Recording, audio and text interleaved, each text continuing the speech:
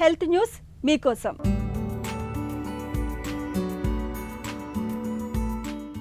ఒక్కరోజు నిద్రపోకపోతే ఏమవుతుందిలే అని చాలా మంది నిద్రను తేలికగా తీసుకుంటూ ఉంటారు. శారీరక చక్కని ఆహార నియమాలు పాటిస్తూ వారానికి 4-5 రోజులు వ్యాయామం చేస్తుంటే చాలు ఆరోగ్యం బేషుగ్గా ఉంటుందని అనుకుంటారు చాలామంది. కానీ వీటితో పాటు మంచి నిద్ర కూడా ముఖ్యమే అంటున్నారు పరిశోధకులు.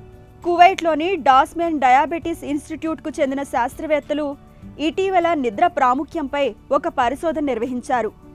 విశ్రాంతికి దీర్ఘకాలిక వ్యాధులకు మధ్య ఉండే సంబంధం పైన పరిశోధన జరిపారు. మనం నిద్రపోకుండా ఉన్నప్పుడు మెదడు మనం ఒత్తిడిలో ఉన్నామని భావిస్తుంది.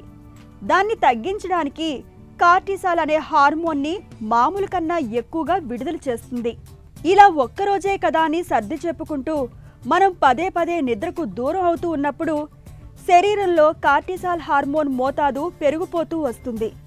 ఈ పరిణామం చివరకు శరీరంలో కొన్ని వాపులకు కారణమవుతుందని పరిశోధకులు పేర్కొంటున్నారు. మరోపక్క నిద్రలేమి మూలంగా ఒంట్లోని కణాలు శక్తిని కోల్పోయి ఇన్ఫెక్షన్లతో పోరాడే గుణాన్ని పోగొట్టుకుంటాయి.